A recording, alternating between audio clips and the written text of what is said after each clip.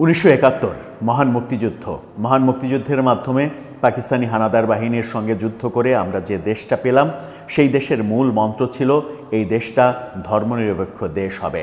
এই দেশের প্রতিটা মানুষ তার নিজের ধর্ম পালন করবে স্বাধীনভাবে, যে যেভাবে ইচ্ছা তার ধর্মকে পালন করবে, লালন করবে, বুকে ধারণ করবে।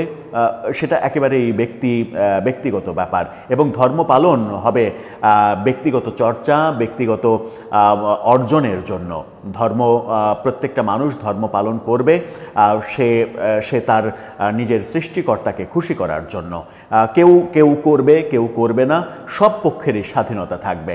কিন্তু মানুষের ধর্ম থাকবে, মানুষ ধর্ম চর্চা করবে, কিন্তু রাষ্ট্রের কোনো ধর্ম থাকবে না, দেশের কোনো ধর্ম থাকবে না। কারণ দেশ একটা জড় পদার্থ, দেশের কোনো ধর্ম থাকতে পারে না, স্টেটের কোনো ধর্ম থাকতে পারে না।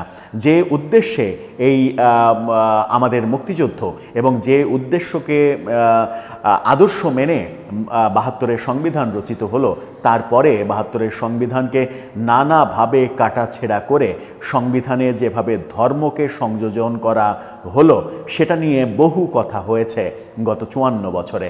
বহু পক্ষ বহুভাবে এই ব্যাপারে কথা বলেছেন এবং কথা বলতে গিয়ে বিতর্কিত হয়েছেন, আক্রমণের শিকার হয়েছেন, নাস্তিক উপাধি পেয়েছেন, নানা কিছু ঘটেছে।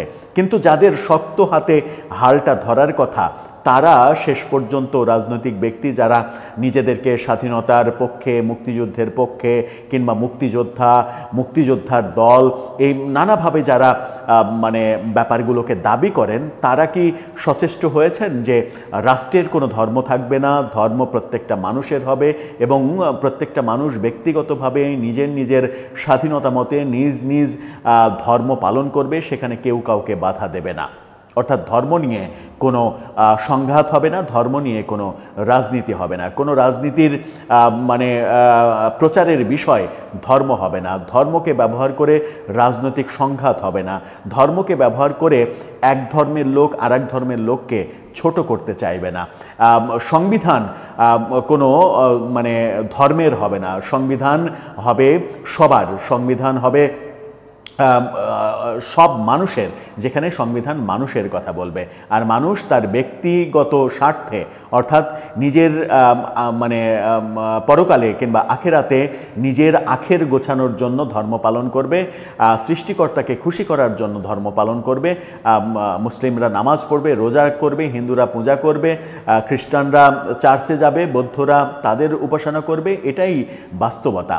কিন্তু সবথেকে বড় কথা হচ্ছে রাষ্ট্রের কোনো ধর্ম থাকবে না। কিন্তু রাষ্ট্রের ধর্ম এই ব্যাপারটা কখন এলো, কিভাবে এলো? রাষ্ট্রের ধর্ম এই ব্যাপারটার বিপক্ষে আমরা যারা রাজনীতিবিদ কিংবা রাজনৈতিক স্টেক হোল্ডার, যারা মুক্তিযুদ্ধের পক্ষের শক্তি হিসেবে নানাভাবে নানা সময় দাবি করে, যারা মুক্তিযোদ্ধার দল হিসেবে নানা সময় নানাভাবে দাবি করি, তারা কি সঠিকভাবে এই কর্মকাণ্ডগুলো করতে পেরেছেন? সংবিধানে কেন ধর্ম চলে আসলো? এই প্রসঙ্গে যখন আমাদের ৫৪ বছরের রাজনীতিবিদরা কথা বলেন না কিংবা কথা বলতে পারেন না ভোটের রাজনীতির কারণে, তখন হতাশা জন্ম নেয়। কিন্তু সেই শত হতাশার মাঝেও যে রাজনৈতিক দলটা নতুন তৈরি হয়েছে, এনসিপির কথা বলছি, তার নেতারা বহুভাবে বহু বিতর্কের জন্ম দিয়েছেন, বহু বাজে কথা বলেছেন, বহু অশালীন কথা বলেছেন, বহু অশ্রাব্য কথা বলেছেন, বহু অপরাধ হওয়ার মতো কথা বলেছেন, শাস্তিযোগ্য অনেক কথা বলেছেন।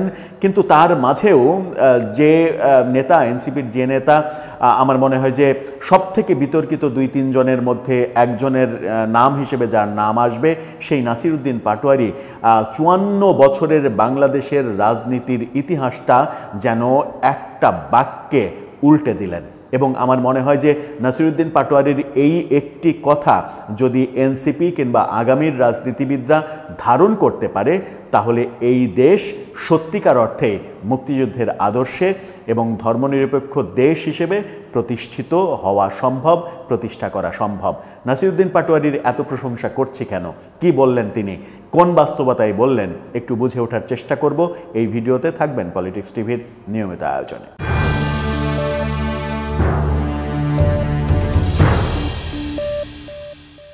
দর্শক, বলছিলাম রাষ্ট্রের ধর্ম থাকবে কি থাকবে না, রাষ্ট্রের ধর্ম থাকবে না এই আশাতেই আমরা মহান মুক্তিযুদ্ধ করেছিলাম। পাকিস্তান ধর্মভিত্তিক একটা আগ্রাসন আমাদের উপরে চাপিয়ে দিয়েছিল এবং ধর্মভিত্তিক তারা যে ধর্ম মানে না, তারা যে মুসলমান ভাই ভাই এটা মানে না, সেটা প্রমাণ করেছিল 1971-এ আমাদের 30 লক্ষ মানুষকে নির্বিচারে গণহত্যা চালিয়ে। সেই ইতিহাস কিন্তু আমরা ভুলিনি। সেখান থেকে আমরা মুক্তি চেয়েছিলাম। ভারত ভাগ যেটা হয়েছিল ধর্মের ভিত্তিতে, পাকিস্তান থেকে পূর্ব পাকিস্তান যে বাংলাদেশ হলো, সেই বাংলাদেশ হওয়াটা কিন্তু ধর্মের ভিত্তিতে হয়নি, হয়েছিল একটা ধর্মনিরপেক্ষ জাতি রাষ্ট্র হিসেবে গঠিত হবে সেই প্রত্যাশায়। সেই প্রত্যাশায় 72-এর সংবিধান তৈরি হলো, যেখানে রাষ্ট্রের কোনো ধর্ম ছিল না, রাষ্ট্রের কোনো ধর্ম থাকবে না, এটাই মূল মন্ত্র ছিল। 72-এর সংবিধানের 4 মূল মন্ত্রের একটা খুব গুরুত্বপূর্ণ ব্যাপার ছিল, সেটা হচ্ছে ধর্মনিরপেক্ষতা। কিন্তু জেনারেল এরশাদ যখন ক্ষমতায় আসলেন, তিনি সংবিধান কাটাছেঁড়া করে ইসলামকে রাষ্ট্রধর্ম হিসেবে সংবিধানে লিখে দিলেন। সেই কথাই নাসিরউদ্দিন পাটোয়ারি গতকালকে একটি আলোচনায়, একটি অনুষ্ঠানে, সেই অনুষ্ঠানটা ছিল সেন্টার ফর সুফি হেরিটেজ, যে অনুষ্ঠানে তথ্য উপদেষ্টা মাহফুজ আলমও উপস্থিত ছিলেন। সেন্টার ফর সুফি হেরিটেজের আয়োজনে একটি আলোচনায় তিনি একেবারে সরাসরি বললেন যে দেশের সর্বনাশটা করে গেছে এবং মানে সংবিধানের সর্বনাশটা করে গেছে এরশাদ। সংবিধানের রাষ্ট্রধর্ম ঢুকিয়ে রাষ্ট্রের কোনো ধর্ম থাকতে পারে না, সেটা তিনি স্পষ্ট বললেন। কি বললেন ছোট্ট করে সময় টেলিভিশনের থেকে একটুখানি আমরা শুনে আসি। যে যাদের কাছে বাঁশ লাঠি থাকুক না কেন, স্টেট লেভেল স্টেটের কোনো ধর্ম হতে পারে না। যদি আপনি মডার্ন স্টেটে যান, যেটা হলো এরশাদ সাহেব এই আকাশটা করেছিল, স্টেটের সাথে ধর্ম জুড়ে দিয়েছিল। আপনি যদি ধর্ম জুড়ে দিতে চান, তাহলে খেলাফত বা মুলুকিয়ত আপনি চলে যান। নাসিরউদ্দিন পাটোয়ারির এই একটি কথাই নাসিরউদ্দিন পাটোয়ারিরা নানাভাবে 2024-এর পট পরিবর্তনের পরে নানাভাবে 47-কে ওন করতে গিয়ে, 24-কে অনেক বেশি বড় করতে গিয়ে, মহান মুক্তিযুদ্ধকে ছোট করার যে প্রক্রিয়া, সেগুলোর সঙ্গে জড়িয়ে গেছেন এবং সেই জড়িয়ে যাওয়াগুলো তাদেরকে বিতর্কের মুখে ফেলেছে। সেই বিতর্ক, হাজারো বিতর্ক, নাসিরউদ্দিন পাটোয়ারি নিজেও অনেক বাজে কথা বলেছেন, বাজে মন্তব্য করেছেন, সেনাবাহিনী নিয়ে, এটা নিয়ে, ওটা নিয়ে অনেক বাজে কথা আমরা তাকে বলতে শুনেছি। সম্প্রতি তার দল থেকে পদত্যাগের গুঞ্জনও রটে গিয়েছিল, তিনি পরবর্তীতে অস্বীকার করেছেন। কিন্তু নাসিরউদ্দিন পাটোয়ারির এই উপলব্ধি এবং তার সঙ্গে যিনি উপস্থিত ছিলেন মাহফুজ আলমের মাঝে মাঝে কিছু কথা, এই যে মাজার সংস্কৃতি এবং বাংলাদেশের না, এই উপমহাদেশের ইসলাম ধর্মের যে ইতিহাস, সেই ইতিহাস না জেনে বাংলাদেশের ইসলামী দলগুলো যে রাজনীতি করে, সেটার বিরুদ্ধে মাহফুজ আলমের যে কথা, এই কথাগুলো মাঝে মাঝে আশার সঞ্চার করে। এই কথাগুলো আশার সঞ্চার করে এইভাবে যে এই তরুণ সমাজ যদি এভাবে রাষ্ট্র কাঠামোটাকে তৈরি করতে পারে, রাষ্ট্র কাঠামোটাকে চালু করতে পারে, চালাতে পারে, আগামীর দিকে নিয়ে যেতে পারে, তাহলে একটা দারুণ অর্জন হবে, যেটা গত 54 বছরে কোনো রাজনীতিবিদ সাহস পায়নি।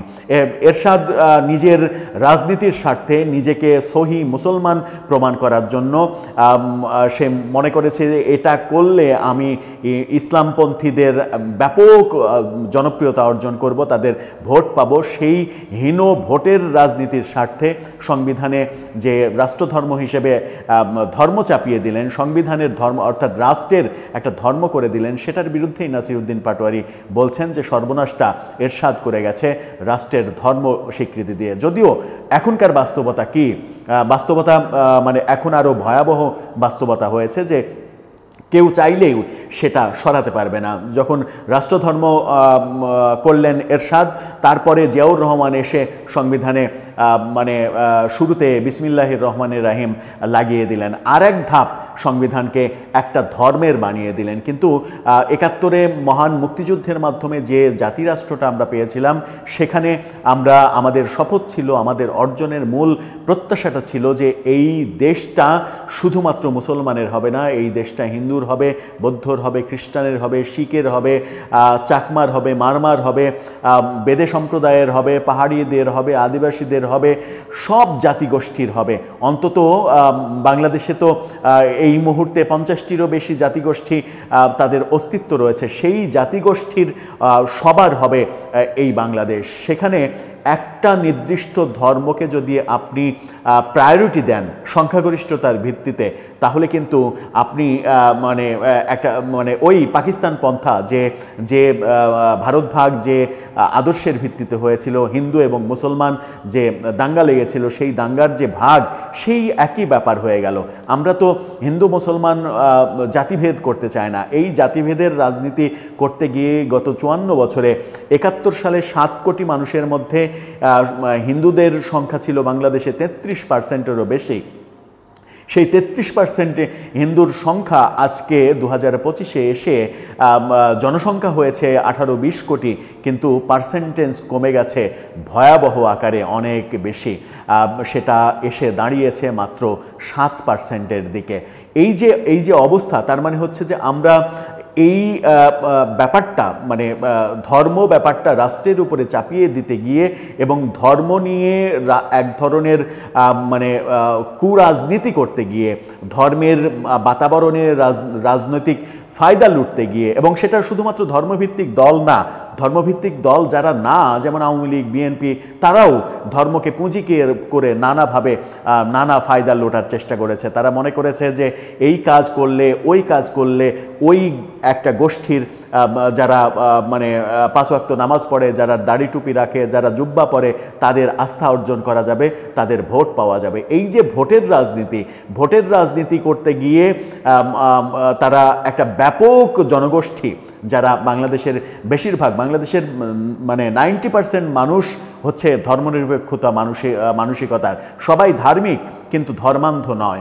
বাংলাদেশের মানুষের প্রধান বৈশিষ্ট্য হচ্ছে বাংলাদেশের মানুষ ধর্মান্ধ নয়। ধর্মান্ধ নয় বলে বাংলাদেশে ধর্মান্ধ কোনো গোষ্ঠী গত 54 বছরের ইতিহাসে নির্বাচন করে কেউ কখনো কোনো সুফল পায়নি, সফলতা পায়নি। এটা প্রমাণিত সত্য। অথচ সেই সত্যের বাইরে গিয়ে বড় রাজনৈতিক দলগুলো ধর্মকে অবলম্বন করে ভোটের রাজনীতির ফায়দা অর্জন করতে গিয়ে এই কাজগুলো করেছে। এরশাদ রাষ্ট্রধর্ম করেছে, জিয়াউর রহমান এসে সংবিধানে বিসমিল্লাহির রহমানির রহিম লাগিয়েছে, তারপরে শেখ হাসিনা এসে কওমি জননী উপাধি পেয়েছে, বিএনপি তার শাসনামলে জামাতের সঙ্গে জোট করে সরকার গঠন করেছে, কত কিছু, শেখ হাসিনা হেফাজতের সঙ্গে দহরম মহরম সম্পর্ক করেছে। সব কিছুই, কোনো কিছুই শুধুমাত্র ধর্মের জন্য নয়, কোনো কিছুই শুধুমাত্র শব্দটা ইউজ করাও বোধহয় ভুল, কোনো কিছুই আসলে ধর্মের জন্য নয়, সব কিছুই ভোটের জন্য, ভোটের রাজনীতির জন্য এবং ক্ষমতার জন্য।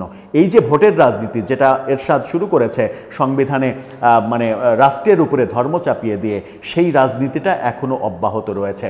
প্রত্যাশা এটুকুই শুধু থাকবে, এনসিপি কিংবা আগামীর তরুণ প্রজন্ম যদি সত্যি এটা উপলব্ধি করতে পারে, যদি সত্যিই মনে করে যে এদেশে যে হাজারো জাতিগোষ্ঠী, আমরা হাজার বছরের যে ঐতিহ্য, সেই ঐতিহ্যের যতটুকু অবশিষ্ট আছে, যে 2-4টা জাতিগোষ্ঠী আছে, তাদের যদি স্বাধীনতা এবং তাদের অধিকার পরিপূর্ণভাবে আমরা সাংবিধানিকভাবে, রাষ্ট্রীয়ভাবে প্রতিষ্ঠিত করতে পারি, তবেই আগামীতে আমরা একটা সফল জাতি হিসেবে আবির্ভূত হতে পারবো এবং মুক্তিযুদ্ধের, স্বাধীনতার প্রকৃত সুফল আমরা খুঁজে পাবো। যে ব্যাপারটা গত 54 বছরে এখন পর্যন্ত আমরা খুঁজে পাইনি, যে উদ্দেশ্য নিয়ে যে অসাম্প্রদায়িক চেতনার বাংলাদেশ গড়ে উঠবে প্রত্যাশা ছিল আমাদের মহান মুক্তিযুদ্ধে, সেই প্রত্যাশা 54 বছরে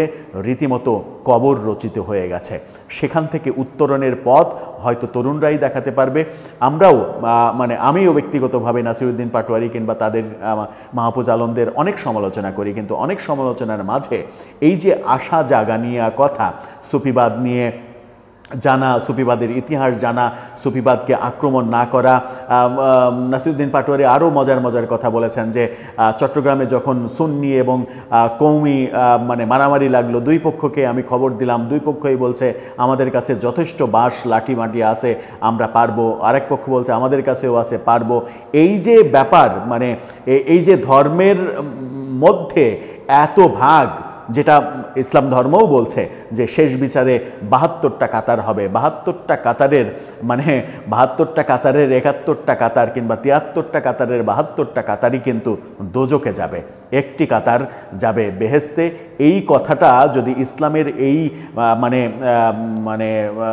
সিগন্যালটা আমরা যদি মানি, এবং সবথেকে বড় ব্যাপার হচ্ছে যে যারা ধর্ম নিয়ে ব্যবসা করছে, যারা ধর্মের নামে মানুষকে নানাভাবে প্রলোভন দেখাচ্ছে, ধর্মকে উপজীব্য করে যারা রোজগার করছে, ধর্মকে পুঁজি করে যারা ব্যবসা করছে, তারা কিন্তু সবথেকে আগে জাহান্নামের আগুনে পুড়তে যাবে এবং তাদেরকে জাহান্নামে ফেলা হবে।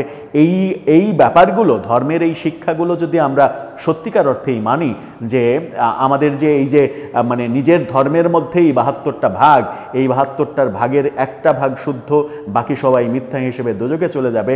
সুতরাং এই ভাগগুলো যত কমানো যাবে, যত আমরা এক জায়গায় আসতে পারবো, একমতে আসতে পারবো, তত নিজেদের জন্যও লাভ, পরকালে আল্লাহর সন্তুষ্টির জন্যও লাভ। দর্শক, এ ব্যাপারে আপনার ভাবনা জানিয়ে লিখতে পারেন আমাদের কমেন্ট বক্সে।